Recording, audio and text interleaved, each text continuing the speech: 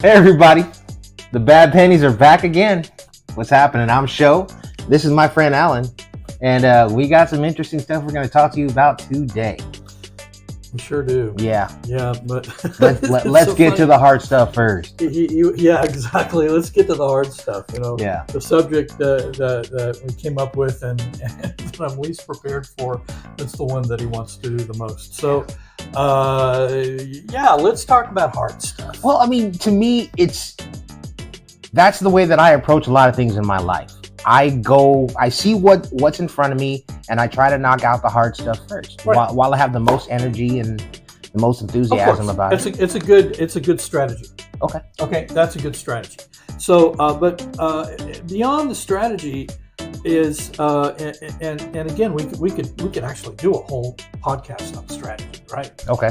Strategies that works, especially when it comes to being successful and making money and just negotiating life, which is kind of like encompassing all of the work that we're doing here. We'll make sure to put that on the list then. Yeah, well, sounds important. But with that, but keeping that in mind, when we talk about hard stuff, we talk about, when I think of hard stuff, it's all the stuff that requires effort, and including the stuff that I don't want to do. That's the biggest part, right? Right. The things that have to be done that you don't want to do. That I don't want to do. Right. And there's no way to get through life without doing things that you don't want to do. Because if all you do is the things that you want to do, you're just going to go around in circles and, probably end up sitting on your couch and watching your favorite show, and hopefully somebody will bring you a TV dinner from time to time, right? Yeah. So, but I also have taken a strategy for many years when it came down to making certain kinds of decisions. Okay. And it isn't just about getting the hard stuff out of the way while you've got, like in the morning, it's good to, we're more disposed to getting, the more difficult stuff off our plate earlier rather than later. The longer the day goes, the more, drudging it seems to feel, right? Yeah. So, but, again, that's a good strategy. Yeah. But when it comes to making certain kinds of decision making as to what direction you're going to go, how you're going to be, how you're going to conduct yourself, a commitment. In the planning process, you mean? Well, even before the planning process, because the planning process becomes part of, whatever it is you've engaged in, right? So, the first part is, okay, I'm going to do this. Now I got to plan it out, figure out how I'm going to get from A to Z, and the best way to get there. And often, again, a good strategy is to work in the planning stage, to work from the end backwards. But we'll do a whole thing on business plans and plans of action. Plans of action are very powerful. But again, just the decision-making process as to what you're going to do. And one of the things I learned a long time ago, and I applied it in my life, and to this day I'm still doing it, is when something appears to be something I really don't want to do, that's the thing I know I need to do. Yeah. All right. And do it as soon as possible, right? Well, yeah, to jump in and when my body starts shaking and the hair stands up on the back of my neck, and and I just want to go crawl under a rock somewhere. I know that's the thing to do, and it's hard. It's not only and often I know that it'll be a stretch. It will be uncomfortable. It'll require a lot from me that I've never given before, doing things I've never done before, learning things that I don't know. Yeah. And going into a space where there's a lot of unknown. And even, the doubt that comes up around it as to, am I good enough to accomplish this? Can I rise to the occasion? Okay. All right. Are you able to rise to the occasion? I think in most cases the answer is yes. But if you don't go for it in that particular way, how will you ever know? All right. So we can live safely and comfortably, Yeah. or we can take some risks. And by the way, this was because the subject is doing the hard stuff. Taking that kind of risk is hard. Yeah. It's hard, and I think takes courage. also it's the hard work that people don't want to do a lot of times. If there's something they want, if it's a particular goal that they want to achieve in life, but they don't want to work for it, Right. You're not going to get it. You know what I mean? that is true. So you have to do the hard things. Yes. There is a group of I guess they divide. You've got like Gen X and Millennials and Gen Z, Right. and baby boomers and all that kind of stuff. And I'm not going to mention which one, but one of the groups. I know they've pulled all of this. I mean, all the different groups have been pulled as to all kinds of information from, what do you want to be in life? How much money do you think you're going to make? What paths and things like that. Well, the particular group they pulled, they happen to be, all of these groups are present in our society right now. Right. They pulled them, and they found that a vast majority of them think they're going to be millionaires.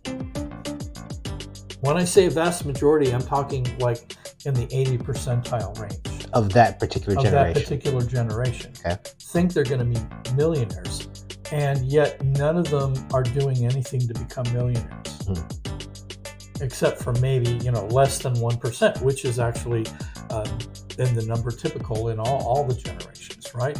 But the difference is that they think they are, and the thing is that you don't become a millionaire without work. Because all of the millionaires that I know work harder than any 10 people that I know. I mean, they combined. Yeah. Right. I mean, they work and Yeah. they work and they work, and they're constantly in motion and doing stuff. And not only are they running their companies, they're on other boards, and they're on charities, and they've got their wife and their kids, and they travel all the time, Right. And they golf. I don't know how they figure out how to have time to golf. You got to but unwind. They golf. Everybody's got to unwind. I guess. But I mean, even if you're, But it's also a kind of a business place too. It Yeah. has been for a long time. But even if you're an artist or an athlete or a businessman or a writer, whatever it is that you do, it takes talent and work. yes, You can't just use talent, and you can't just use work. There's plenty of people that are work their tails off, but they don't have the talent, right. and they won't make it to the pinnacle of whatever it is they want to do. They will do make well. something. They Yeah, will do well. exactly. It won't guarantee that you will get to the top of things. No, but you will do well. Yeah. If you do the hard work, you will do well. Yeah, and our country is in a completely different paradigm today. When my grandfather was working his relatively blue-collar job and retired from it, I mean, it was, get up in the morning, go to work, come back for lunch, go back to work, come back at dinner time, and then they did other stuff. Mhm. Yeah, he had a second business that was really just out of love, really, although he made a fair amount of money from it, but he didn't have to, right? The single income was enough to provide for the family. Today, single incomes are not enough. No. In most cases, people are married, both of them have to work. And so, but in those days, that was more of a representation of a majority of the country. Yeah. That you just got up in the morning, you went to work, and came home, and you weren't trying to become the owner of the company. You were just working and to do a good job, make a good living, and raise a family. And for most people, that was enough. Today, we're much more unsettled.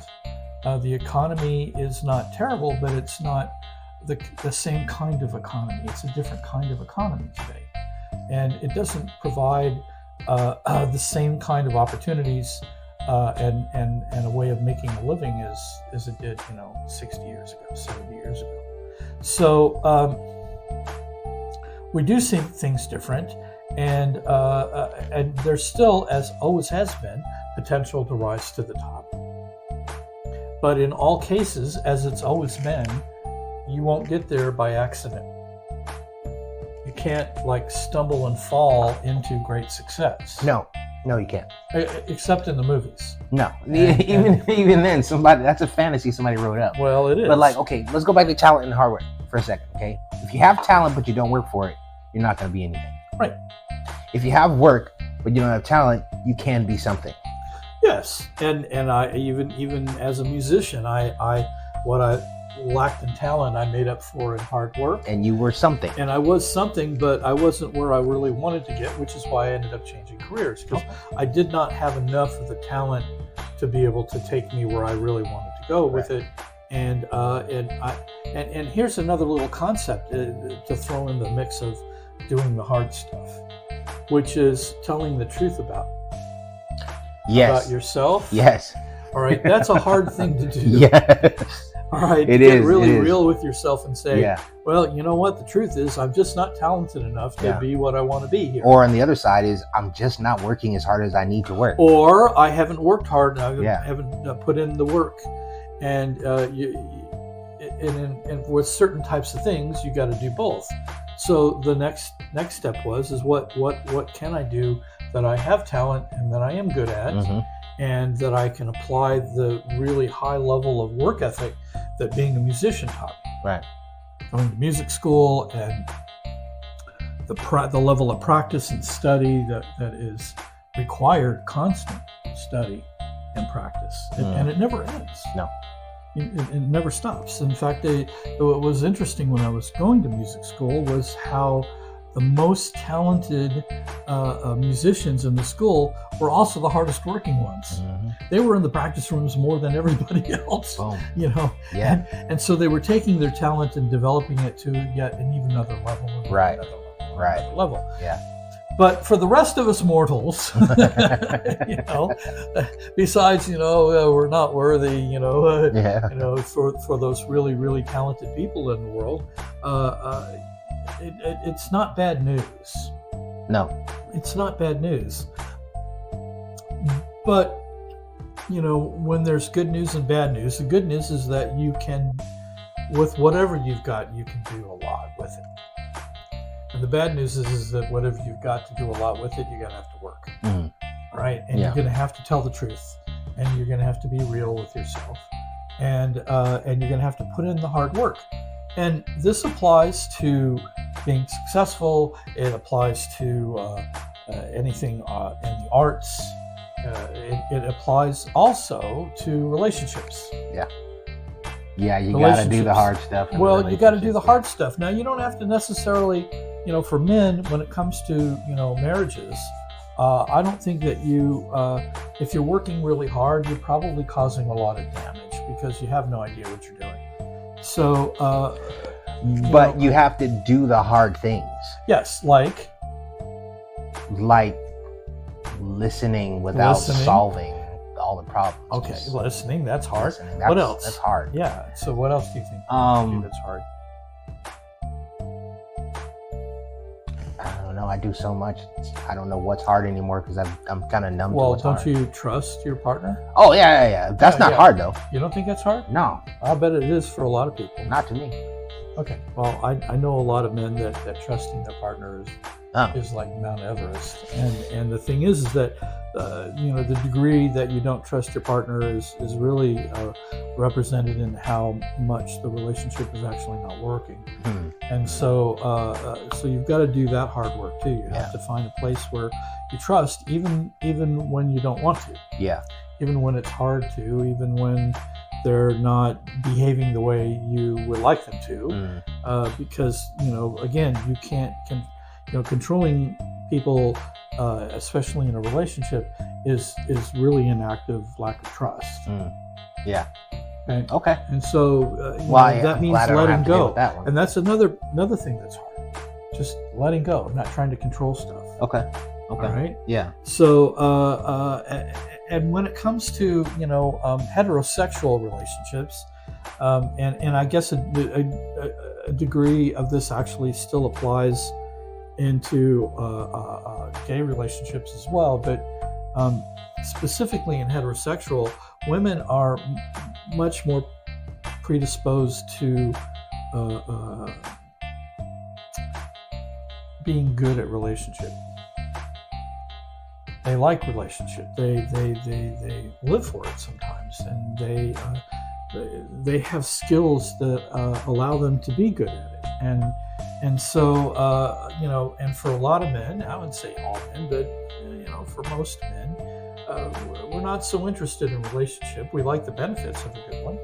Right? Okay. Right. I mean, there's nothing wrong with being in a really good relationship, because there are great benefits for everybody. Yeah. But sometimes we start to think we know something about relationship, and more often than not we cause a lot of damage when we start to think that. So you still have to trust, and you still have to do all the good stuff, and be romantic, and be kind and generous. Yeah, you have to make those efforts. You have to go out there and do respectful. I mean, respect is something that is crucial. In fact, without respect, everything else doesn't matter. I mean, it's just right. Throw it all in the junk heap without respect. So, but again, these are things that you have. It's not just.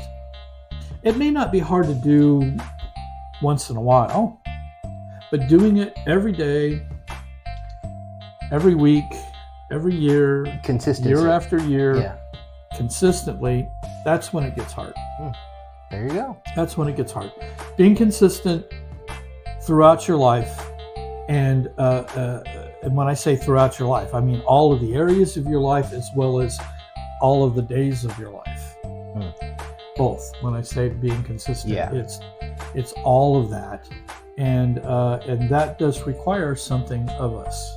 Okay. All right. That we have to again rise to the occasion, what I said earlier, right? Okay. And do the hard stuff. Do the stuff that you don't want to do, and including checking your ego, right? It's a hard one. That is a hard one. Yeah, I think the hardest thing would be telling yourself the truth when you know you're not in a good place. Right. When you know you're not doing what it is you're supposed to do. When you're supposed to be doing the hard things, and you tell yourself, oh, I can do that. I don't need to do that. When you're lying to yourself, that's when the hard stuff really matters. That's true. Getting in and telling yourself the truth, and then going out and doing the things that you don't want to do. Like you said at the very beginning of this episode, it's what you don't want to do that you have to go do. You have to. And also in that same vein is when you have told yourself the truth about where you're at, and is asking for help. And that's asking hard. For help for men is really hard. That's hard. It's really hard. And, it's like, remember all of the times, on family vacations, and my dad got lost and wouldn't stop and ask for directions. He absolutely refused. Yeah, that was a thing. And eventually he had a pretty good sense of direction. So eventually we got to where we, wanted to go. But it took a lot more time, and we passed up a lot of gas stations in the process that could have just nipped it in the bud right off the bat, right? But he was just too proud. So setting your pride aside and setting your ego aside allows a whole new world of being for men. And it's not taking away your masculinity to ask for help. In fact, it's a very powerful place to come from. Okay. Also, we've talked about when you're asked a question and you don't really know the answer. Most people will try to give an answer anyway. I won't. Well, I know you won't, but you've been trained well. Yeah. And so, but when the answer is I don't know, it's very powerful to be able to say I don't know. Yeah. And way too often our egos get in the way, and because our egos don't want to not know anything. Our egos think that they know everything, they have it handled. You're special, you're different, you got this, and you don't need anybody else. And that just really isn't. That's actually not powerful. Yeah, you're not going to get to where you want to be if you don't ask for help. It's the opposite of power. Yeah, it is literally the opposite of power. So, when you really don't know and actually saying I don't know, opens up a whole world of being able to learn. Like, no, I've never heard of that before. No, I didn't know that. Yeah. And there's no embarrassment. That's the other part that comes in, right? That makes this hard is that we think we should know everything. Well, that's an ego thing. It is, but it's also it's a human thing. And until we figure that out, that part of it out, that there's no way that you can know everything, and there's no embarrassment in not knowing something. No.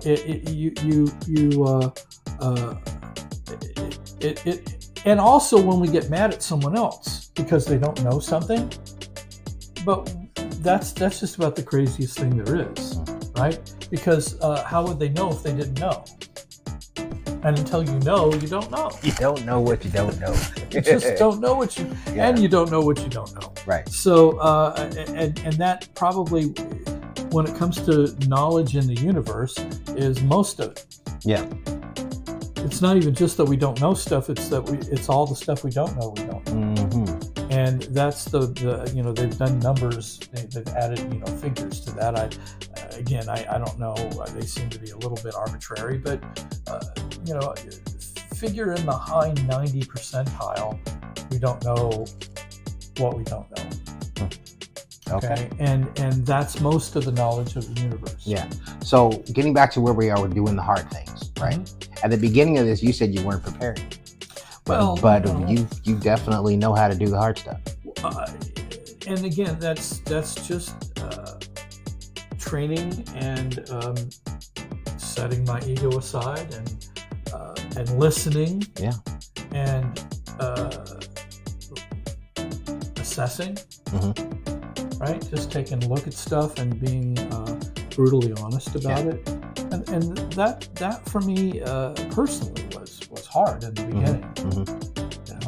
And it's even it's doing it with yourself is hard. Having someone in your face telling you what a shit you are seems to be even harder sometimes, to not want to push back.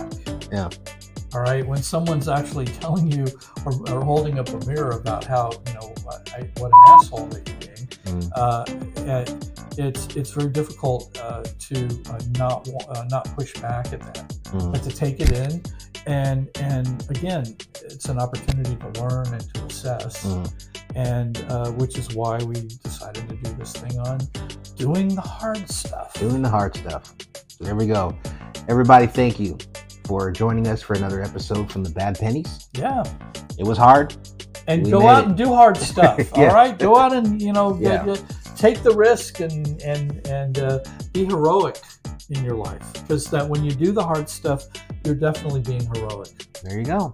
All right, everybody. So we'll be back. We shall.